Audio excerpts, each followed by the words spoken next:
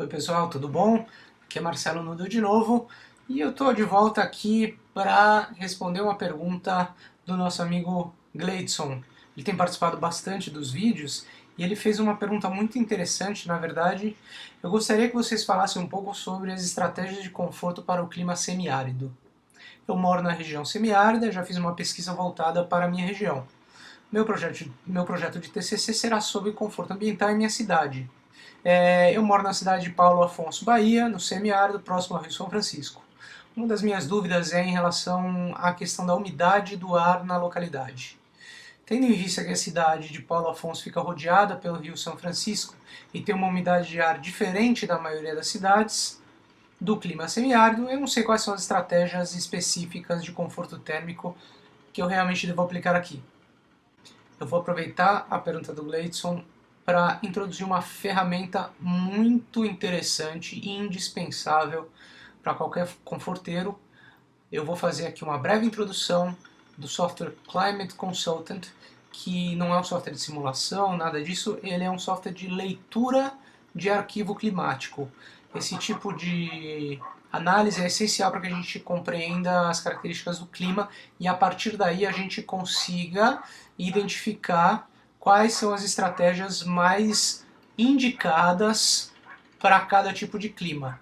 Ele não substitui, no entanto, o nosso cérebro, a nossa capacidade de análise, de raciocínio dentro das condicionantes climáticas para chegar em estratégias de projeto. Tá? Ele é um suporte que vocês podem ter no bolso para consultar, eventualmente para ter ideias macro de projetos aplicados a determinadas regiões. O Climate Consultant é um software gratuito, se você procurar no Google Climate Consultant, você acha esse software, consegue baixar ele tanto para Mac quanto para PC, e a forma como ele te apresenta dados climáticos é lendo um arquivo de extensão EPW. Onde é que a gente encontra os arquivos EPW? Existe um site muito interessante, se você procurar RORIS, Arquivos Climáticos, no Google, e você procurar aqui EPW RORIS Engenharia, clica neste site, nós teremos aqui, portanto, uma lista com uma série de arquivos climáticos de cidades brasileiras. Tá? Se nós formos procurar no estado da Bahia, está aqui a cidade de Paulo Afonso, nós encontramos a cidade de Paulo Afonso. Vamos salvar esse arquivo, tá? E vamos ver o que acontece. Quando nós abrimos o programa Climate Consultant, então essa é a tela introdutória, e nós vamos iniciar um novo projeto.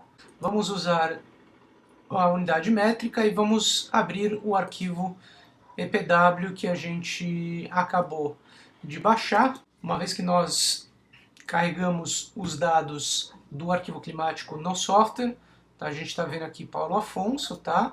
A gente tem a latitude e a longitude. Nós temos acesso a uma série de dados, por exemplo, temperaturas. Então nós temos aqui, como vocês podem ver, as temperaturas médias de Paulo Afonso. No verão as temperaturas médias ficam próximo de 27, caem para cerca de 24 no inverno e sobem novamente para 27. Isso as temperaturas médias. Tá? Existe uma série de outros dados que a gente pode verificar, questão relacionada à radiação, horas de sol, né? Tem uma série de dados aí que vocês podem explorar. Esse é um dado interessante que mostra para cada mês do ano, tá, a relação entre a temperatura de bulbo seco, que na verdade é a temperatura do ar, que é representada aqui pela curva amarela, e na curva verde a umidade relativa do ar. Esse é um gráfico interessante que mostra a variação em 3D das temperaturas ao longo do ano, né? É interessante porque ele mostra os meses do ano neste sentido, tá? E mostra as horas do dia, então você percebe que as temperaturas durante o dia são mais altas. Você percebe aqui a flutuação, manchas aí de temperaturas mais baixas durante a madrugada, e esse perfil quase que se repete o ano todo. Eu queria chegar nessa tela, tá? Eu vou tentar ser breve na explicação do que está acontecendo nessa tela, até para não sobrecarregar vocês de informações novas. Esse gráfico que a gente está vendo agora chama-se gráfico psicrométrico. Ele é utilizado por engenheiros mecânicos para efeito de projeto de ar-condicionado. Na maioria das vezes, ele é muito bom para fazer leitura do clima, para entender como é esse clima. Tá? O que vocês estão vendo aqui é a carta psicrométrica da região de Paulo Afonso, na Bahia. E a forma como a gente lê é a seguinte. Vocês observem, no eixo X, nós temos as temperaturas do ar, ou temperatura de bulbo seco. No eixo Y, nós temos a umidade absoluta do ar. E vocês vejam essas linhas curvas. Tá, aqui tem uma, aqui tem outra. Essas linhas são as linhas da umidade relativa do ar. O que significa isso? Vamos pegar, por exemplo, vamos supor que o ar esteja a uma temperatura de 15 graus e vamos supor que ele esteja a uma umidade relativa neste nível. Então, quando a gente cruza os dois elementos, tá, nós temos aqui neste ponto cerca de 70 e poucos por cento de umidade relativa, se vocês acompanharem a linha da umidade relativa, tá? Então a gente teria nesse caso, se a gente tivesse uma temperatura com essas combinações, nós teríamos 15 graus e 70%, 70 e poucos por cento de umidade relativa do ar. Cada ponto que vocês estão vendo aqui, tanto os vermelhos quanto os verdes, representam uma hora do ano. Então nós temos aí um ponto para cada 8.760 horas do ano em Paulo Afonso. Isso significa que, se olharmos para a temperatura no eixo X, nós temos aí uma variação que vai de cerca de 20 graus até acima dos 35, com uma grande concentração de horas nesta zona dos 25 até os 29. E se olharmos agora as linhas curvas da umidade relativa, nós temos uma parcela de horas com temperaturas altas e umidade baixa e uma série de horas com temperatura mais baixa e umidade mais alta, podendo chegar até 90%. Tá? Então não é um clima que nós podemos dizer um clima úmido, ele é um clima que varia bastante. Quando a temperatura é alta, o clima tende a ser mais seco. Quando a temperatura baixa, o clima tende a ser mais úmido. Gleidson, se essas informações não batem com o clima que você experimenta, por favor avise, porque nós precisamos avisar que o arquivo climático está errado. Em geral não está errado, e em geral a gente pode confiar nesses dados tranquilamente. Tá?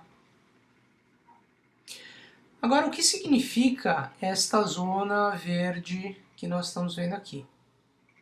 Para todos os efeitos, eu digo para todos os efeitos porque não é exatamente a forma como a gente deve ler este gráfico para zonas tropicais, tá? Mas para todos os efeitos, essa é uma zona considerada de conforto. Eu acredito que isso seja um tema bastante detalhado e acho que a gente pode tratar em outras conversas, mas o que nós estamos vendo aqui é uma combinação entre temperaturas do ar e umidade relativa que possuem o potencial para representar uma situação de conforto térmico em espaços naturalmente ventilados. Tá? A gente está usando aqui, na verdade, a norma ASHRAE 55 de conforto adaptativo. Como eu falei, a gente vai tratar isso mais adiante, porque é importante vocês compreenderem essa questão, mas hoje eu digo para vocês, entendam que as horas que estão dentro desta zona verde são horas com potencial de conforto térmico em função das condições climáticas, desde que você proporcione ventilação natural para o usuário do teu edifício. Bom, todo mundo já experimentou uma situação em que estava sujeito a altas temperaturas e a alta umidade relativa do ar, tá? Principalmente nas regiões tropicais do Brasil. O que acontece quando você sente a ventilação passar pelo teu corpo? Na verdade, a tua sensação térmica baixa, porque você tem melhoradas as condições de evaporação do teu suor na tua pele e, portanto, a tua temperatura corporal baixa. O que nós estamos vendo, então, neste gráfico, e é assim que vocês devem ler neste momento um gráfico como esse, é que aproximadamente a partir desta linha para dentro, nesta zona de conforto, você teria a possibilidade de aguentar esta combinação entre umidade relativa do ar e temperatura do ar, desde que você tenha acesso a brisas ou ao vento predominante e que você tenha a possibilidade de abrir as janelas. Tá? Portanto, a leitura que eu já faço deste gráfico do clima de Paulo Afonso é ventilação natural sempre, tá? Porque a grande maioria das horas está localizada numa temperatura que exige a ventilação natural. Então, ventilação natural cruzada, de preferência, grandes aberturas para fluxo laminar do ar. Existe também uma outra situação que a gente pode ler através desse gráfico, que é necessidade de sombreamento. Bom, se nós temos temperaturas altas pela maior parte do ano, e essas temperaturas se encontram acima dos 22 graus, você pode já concluir que é necessário o sombreamento extremo das suas fachadas. Isso deve ocorrer também na maior parte dos períodos frios, até porque não tem períodos frios. Tá? Você tem algumas poucas horas do ano abaixo dos 20 graus e certamente essas horas estão acontecendo no período noturno, tá? Quando você não tem nem a possibilidade de fazer aquecimento passivo, não faz sentido. Tá? Então, sombrear ao extremo em todas as épocas do ano nesta localidade significa uma tentativa de manter essa temperatura do ar interno sob controle. Parece meio óbvio, mas é a leitura que a gente faz desse clima. Portanto, ventilação natural ao extremo, cruzada, de preferência com duas faces paralelas entre si para entrada e saída, e sombreamento constante. Bom, se vocês avançarem um pouco mais nesse software, vocês vão perceber que existe uma página muito interessante que te mostra um descritivo das principais estratégias que funcionam nesse clima. Mas lembrando, utilize com parcimônia, porque nem sempre as estratégias refletem exatamente o que o clima pede, tá? Então utilize da sua análise para compreender o que aquele clima pede. Mas isso é uma ferramenta muito legal que te dá algumas ideias do que pode funcionar. Então se a gente abre aqui, olha só, ele te abre uma imagem muito interessante do que pode funcionar, tá? Então aqui ele fala sobre ventilação natural. Outra imagem de ventilação natural também, ele te informa aqui que ventilação cruzada, como eu mencionei, faz parte da estratégia. Sombreamento, pátios internos. Uma estratégia que eu gosto muito, que pode te facilitar reduzir o uso de ar-condicionado, são os ventiladores de teto, tá? Como eu falei, o vento na pele ajuda a resfriar a sensação térmica, então por que não usar ventiladores de teto? É uma estratégia que o próprio clima exige, né? Aqui novamente ele menciona, como vocês podem ver, a ventilação cruzada de duas faces e pátios cobertos. Então novamente ele repete, ventilação cruzada, e pátios cobertos, sombreamento, tá? Ventilação noturna também é importante, tá? As noites costumam ser quentes. Se você consegue proteger a tua envoltória da radiação solar excessiva durante o dia, você tende a manter essas estruturas com uma temperatura mais baixa. Mas ainda assim, uma parte desse calor é absorvido e ele precisa ser expelido durante a noite, tá? Então, a ventilação cruzada noturna também é muito importante para que a temperatura do espaço não aumente em função desse acúmulo de calor que as estruturas tendem a apresentar. Mais uma situação aqui de sombreamento, tá? Novamente sombra, pátios cobertos, pérgolas, persianas ou brises verticais, principalmente nas fachadas problemáticas, como a oeste, por exemplo. Aqui platibandas largas para proporcionar sombreamento, também, novamente batendo na tecla do sombreamento. Isso é uma outra situação interessante também. Ele apresenta como uma boa estratégia os telhados ventilados, para evitar o acúmulo de calor entre a telha e a cobertura interna da tua residência ou do teu edifício. Você faz com que esse ar possa fluir, evita então esse ganho de calor excessivo. E novamente ele diz para reduzir as cargas térmicas da fachada oeste, que é a mais problemática, ao reduzir a área de vidro voltada para essa orientação. Uma das estratégias que pode ser muito eficaz para climas com características de variação alta de temperatura diurna, o que o software não mencionou é a inércia térmica. Deixa eu explicar mais ou menos para vocês como é que funciona isso. Quando você tem elementos como concreto, cerâmica, rochas no interior do teu edifício e você recebe a radiação solar do exterior ou as cargas térmicas por condução da envoltória, esses materiais têm a capacidade de absorver esse calor e armazenar esta energia calorífica durante algumas horas. O concreto, por exemplo, dependendo da espessura, consegue armazenar uma boa quantidade de calor por até 6 horas. Isso faz com que as temperaturas internas acabem sendo reduzidas durante o dia. Tá? Então você tem carga térmica entrando no espaço e, ao armazenar o calor, estes materiais retiram este calor do ambiente e armazenam em sua estrutura. No período da noite é que esse calor começa a sair. Se você não tem uma boa ventilação natural, ou se você, num clima como esse, tem materiais com alto nível de isolamento térmico, esse calor vai ficar preso no ambiente. Então, é uma faca de dois gumes.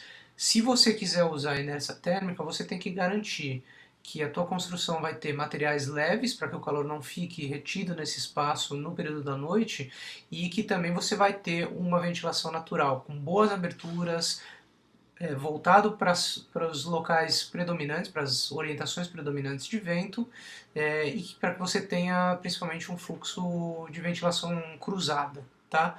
Quando é que você deve utilizar esse tipo de recurso?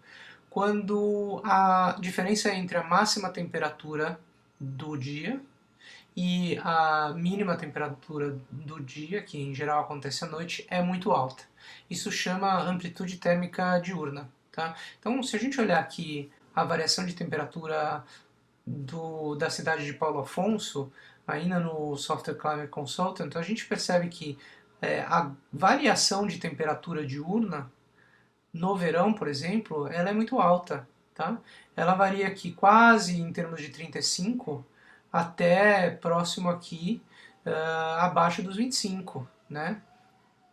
Potencialmente chegando a 20, mais raro, então muito próximo dos 23, digamos assim. Então são 12, 13 graus de diferença entre o pico máximo do dia e o ponto mínimo durante a noite. Quando a gente tem situações dessa natureza, de até 10, 15 graus de diferença, a inércia térmica é bastante recomendável. Então, não só para Paulo Afonso, mas em qualquer clima onde vocês verificam esta variação. Lembre-se de respeitar a regra da ventilação cruzada noturna e controlar bastante o nível de isolamento térmico que você precisa.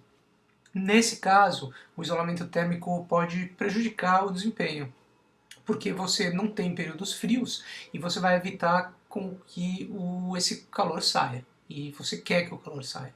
Se você começar a olhar climas como, por exemplo, São Paulo ou sul do Brasil, onde você tem um clima quente no verão e frio no inverno, o isolamento térmico começa a fazer sentido, mas aí é uma situação completamente diferente, é papo para um outro dia, tá? Queria concluir dizendo que, na verdade, a pergunta do Gleidson, muito pertinente, foi uma desculpa para introduzir um novo assunto para vocês, que é como eu consigo ler o meu clima e transformar isso em estratégias de projeto. É uma questão simples, porém demanda um certo tempo de estudo, demanda com que vocês conheçam um pouquinho mais as estratégias bioclimáticas que estão à disposição de vocês e eu espero que a gente consiga passar isso aos poucos, é um processo longo, mas o recado que eu queria deixar para vocês é o seguinte: verifiquem esse software, o Climate Consultant, e comecem a explorar um pouco as questões relativas ao seu clima, tá? Dúvidas vão surgir e a partir daí vocês mandem as dúvidas para a gente que a gente vai respondendo aos poucos. Quem sabe a gente pode até fazer uma outra sessão dessa, pegando alguns climas específicos, dependendo da necessidade do pessoal, a gente pode atender um pouco mais essa demanda de fazer um vídeo semelhante a esse, tá bom?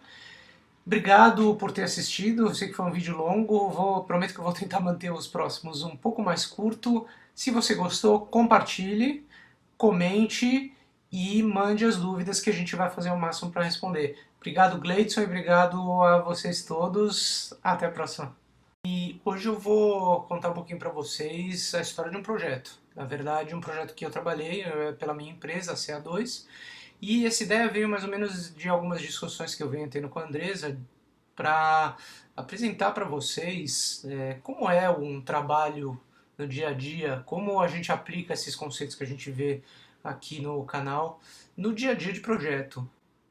O que inspirou então a gente tomar essa iniciativa de apresentar esse primeiro projeto foi um comentário da Marcela Lage. Ela diz o seguinte: estou feliz em saber que você está preparando um vídeo do Marcelo aplicando conforto nos projetos dele. Espero que ele não considere a fachada norte, pois queria muito ver a aplicação da carta solar com um ângulo diferente de 90 graus. Bom, Marcela, você acertou na mosca. Na verdade,